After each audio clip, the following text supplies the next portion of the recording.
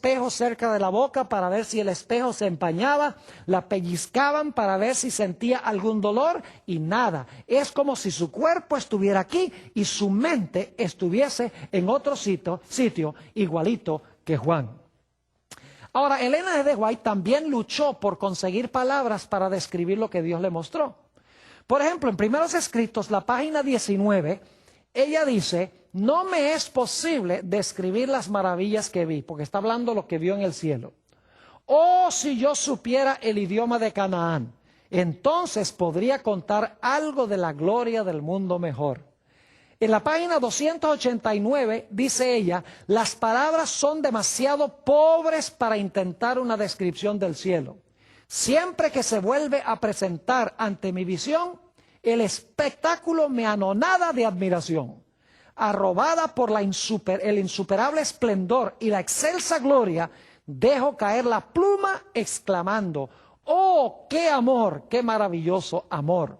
El lenguaje más exaltado no bastaría para describir la gloria del cielo ni las incomparables profundidades del amor del Salvador. Igual que Juan, ella luchó por conseguir palabras humanas para describir lo que Dios le estaba mostrando. Ahora, hablemos de las fuentes literarias de Elena G. de White, es decir, ¿de dónde adquirió Elena G. de White su información? Cuando leemos con cuidado el libro El conflicto de los siglos, que es el libro del cual estamos hablando especialmente, notamos que adquirió mucha información de libros del Antiguo y del Nuevo Testamento. Es decir, tiene muchas citas de muchos libros del Antiguo y del Nuevo Testamento. Es decir, ella adquirió mucho de su material de otras fuentes inspiradas de autores que escribieron antes que ella. Pero también los que han leído el libro El conflicto de los siglos han notado que ella usa también material de otros autores que no podríamos decir que fueron inspirados.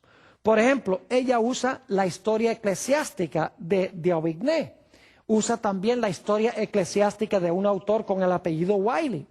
Usó material escrito por algunos pioneros de la iglesia adventista, como J.N. Andrews, Jaime White y Uriah Smith. Es decir, ella usó lenguaje, citas de otros autores, igual que Juan también usó citas de otros autores. Dios sencillamente dirigió la mente de ella para que ella pudiera conseguir la información en otras fuentes que era de confianza, y Dios le dio permiso para usar esta información e incorporarla en su libro. Es decir, que Elena G. de White usa otras fuentes inspiradas, citas del Antiguo y el Nuevo Testamento. En segundo lugar, usa material de otros autores que Dios le dijo: esto es de confianza, puedes usarlo. Y en tercer lugar, Elena G. de White presenta en El conflicto de los siglos mucho material que no se consigue en ninguna otra parte. Es decir, es material que Dios le dio solo a ella directamente en visiones y en sueños. Por ejemplo, si ustedes leen los capítulos La liberación del pueblo de Dios, la desolación de la tierra y el fin del conflicto, en el libro El conflicto de los siglos, van a descubrir que prácticamente todo el material que ella usa en esos capítulos, ella recibió esa información directamente de sueños y de visiones. Es decir, el libro El conflicto de los siglos consta de las mismas fuentes que el libro de Apocalipsis. En primer lugar, uso de otras fuentes inspiradas que fueron escritas antes. En segundo lugar, obras o material de otros autores no inspirados, pero Dios le dijo a Elena G. de White: usa ese material porque es de confianza, lo puedes incorporar. Y en tercer lugar, material fresco, nuevo, que ella recibió en visiones y en sueños. Ahora hablemos un poco de la ética literaria de Elena G. de White. ¿Cómo eran sus costumbres literarias? En sus obras originales, porque El conflicto de los siglos que tenemos hoy tuvo un proceso de desarrollo. Primero se llamó Dones Espirituales, luego después se llamó Espíritu de Profecía, tomo 4, y luego entonces El conflicto de los siglos plenamente desarrollado que tenemos hoy. En las primeras ediciones del conflicto de los siglos, es decir, en Dones Espirituales y en el tomo 4 de Espíritu de Profecía, Elena G. de White no le dio ningún crédito a ninguna de las fuentes que ella usó. Nunca citó de dónde venía del Antiguo y del Nuevo Testamento, nunca dijo de dónde vino el material de otros autores. En el conflicto de los siglos que tenemos hoy en día, ya la gente le había dicho, es mejor que incorpores los versículos de la Biblia e incorpores de dónde estás adquiriendo el material, y entonces ella incluyó las referencias bíblicas y también incluyó las referencias de los otros libros que ella empleaba. Pero en las primeras ediciones, ella, como Juan, no usó ninguna referencia de dónde estaba adquiriendo el material. Ahora, Ellen G. White no estaba tratando de ocultar de dónde había adquirido ese material. Algunos la acusan de plagio. Dicen, la hermana White usó citas de otros autores y nunca les dio crédito. Bueno, tendríamos que decir entonces que Juan el apóstol también fue un plagista, porque usó montones de material de otros autores y nunca les dio crédito tampoco. El hecho es que la hermana White nunca hizo esto, ni lo escondió. No dijo, yo voy a tomar prestado, ojalá que nadie me descubra. Nunca fue así. Ella anunció públicamente que en el conflicto de los siglos ella estaba usando material de otras fuentes.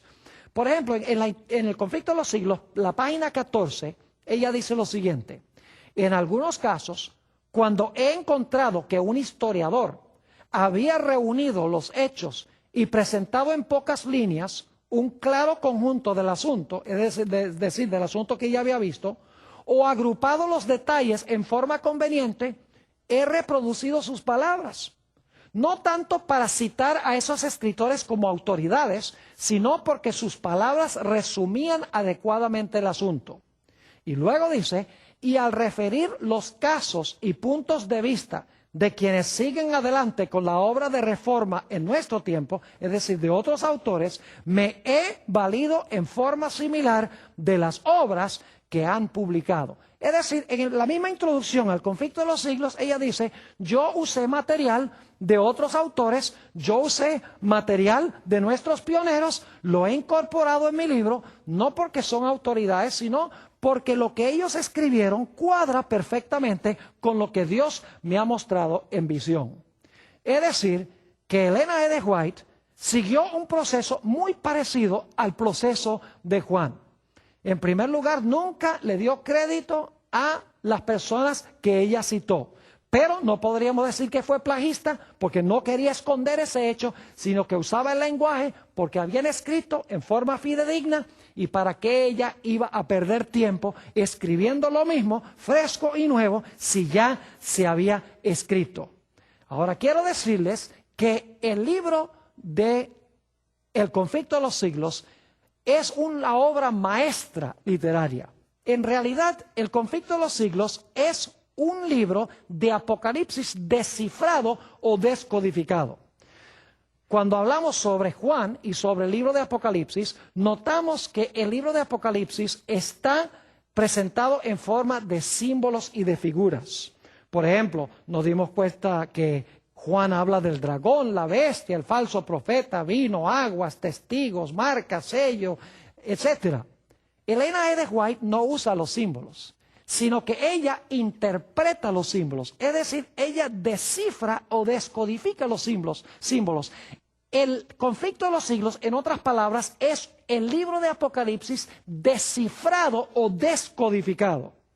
En realidad, por ejemplo, ella dice, el dragón representa a Satanás y a Roma, la bestia representa Roma papal, el falso profeta representa a los Estados Unidos, el vino representa falsas doctrinas, las aguas donde se sienta la ramera representan muchedumbres, naciones, lenguas y pueblos, los dos testigos representan el Antiguo y el Nuevo Testamento, el sello de Dios representa el sábado, la marca de la bestia representa el falso día de reposo. Es decir, Ellen G. White descifra el lenguaje simbólico del libro de Apocalipsis.